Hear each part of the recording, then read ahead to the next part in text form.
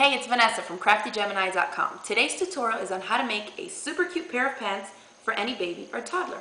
This project is great for beginners for 3 reasons. 1, we're making them out of a t-shirt, so it's going to allow you to repurpose some old t-shirts you may have lying around your house.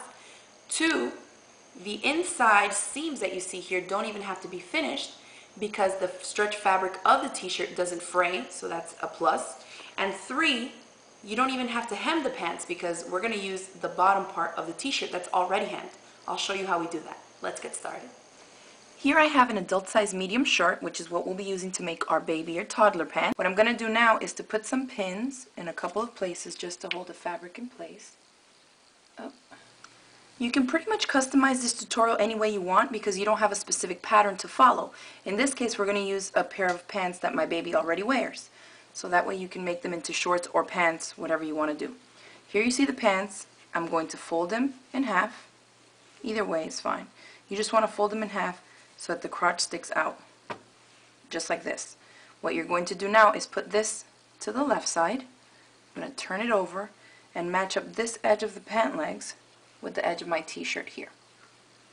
And notice I'm trying to get the pants down to the bottom right here because this is going to be the bottom of my legs. I won't have to hem it since the bottom of the t-shirt is already hemmed, and that's going to be an even quicker way to finish these pants. Now what I need to do is to cut along here. I'm going to go ahead and leave some space because you need to account for the seam allowance. I've gone with my chalk marker and outlined the same shape of these pants that we have folded on here, leaving about 3/4 of an inch to an inch wider than that. I'm going to cut along the traced line with my rotary cutter. If you don't have a rotary cutter, you can use a pair of scissors. Just be careful and try to keep the fabric from moving on you, because remember I said when you're working with knits, anything that stretches, it's a little bit tricky. So I'm just going to cut across here, just like that. And now this piece, you see why it's important that I put some pins to keep this nice and together. What I'm going to do now is to turn this over and basically cut out a mirror image of this first pattern piece that we just cut out. Lay it on right there. Make sure to match the bottom edges and the edge here so you have the exact same size. And do the same thing. Cut it right next to it so you have your other pattern piece. Now we remove the excess t-shirt, and here we have 2 pieces. I'm going to remove these pins. Now you want to open both of the cut pieces out and put it so that the pretty side of this one is facing up. So here I see that this is the right side, okay, the pretty side. And then I'm going to take my other piece and put it pretty side, which is here, facing down. So both your pieces should have the pretty sides touching, just like you see here. Now I'm going to line up these raw edges, all these edges here. And what I'm going to do next is pin this in place along this top part here, which is where we'll be stitching. So go ahead and pin it in place on both sides. Here you see I've sewn on both curved edges using a 1/2 inch seam allowance on each side. One thing I want you to note is that because we're using a t-shirt and the fabric is stretchy, I went ahead and put a stretch needle in my machine, and that's what I wanted to use for this. Aside from that, I chose a stitch that is specifically for stretchy fabrics. It may look like a straight stitch on camera, but it's actually a really kind of slanted zigzag stitch, and it's actually called a stretch stitch. So do some research, read your user manual, and see which is the stitch that your machine has specifically for stretch. The reason that this is important is because if you did a straight stitch, once you stretch the fabric, the thread and the stitches will actually pop and it won't hold in place. So since this is a little bit of a zigzag kind of on an angle, it allows me to stretch the fabric without the stitches popping out. So we have that, and I've done that to both sides. Now what you're going to do is take this in the center and match up those 2 center seams. Where you've stitched, you want to match them up like this, and now when I lay this flat, you see that it actually starts looking like a pair of pants. Now I'm pinning the center crotch seam, matching up the raw edges, just pinning it in place. When I get to this center here, I want these to match up. So notice, here and here. What I'm doing with the actual seam allowance is putting this one to one side and here to the other. What that's going to do is allow these seams to lay flat. If I did them both to one side, you see it becomes a little bit more bulky there. So do them so they match up in opposite directions. This is flapping to the right, and this one is flapping to the left. And that's going to allow it to lay nice and flat. And it's going to make it easier for those center seams to match up. I've stitched the entire center crotch from beginning to end. Remember we did matching up these center seams here. And I used, again, the stretch stitch and using a 1/2 inch seam allowance. Now all we have to do is the waistband. To make the casing in the waistband so we can slip some elastic through there, we need to figure out what is the front and the back side of our pants. Here you see that the crotch is sticking up. This is going to be the back side of the pants. What I'm going to do now is fold this over. I kind of like to just tuck it under my fingers like this, and you see it'll fold all the way around. You have to figure out how wide the elastic is that you're using. In this case, I'm going to be using 1/2 inch wide elastic, so I want it just to be a touch bigger than 1/2 inch. You don't want to have too much of a space in there because that's when you run into the problem of your elastic twisting and turning on you. So I'm going to do about 3/4 inch. And you want to just measure that with a seam gauge, and that's about there. And I'm going to pin it in place just so I know what the entire rest of the waistband needs to look like. I've pinned the waistband, and you see here, all the way around.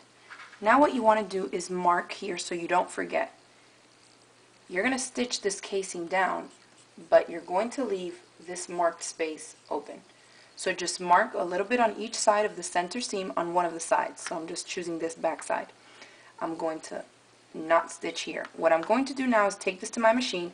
I'm going to start stitching here, making sure to back tack to lock in those last few stitches, and go all the way around my waistband and come back here and stop again and back tack. As you're stitching this in place, make sure you don't pull the fabric as you're doing that, because if you do, then you're going to be outstretching the t-shirt.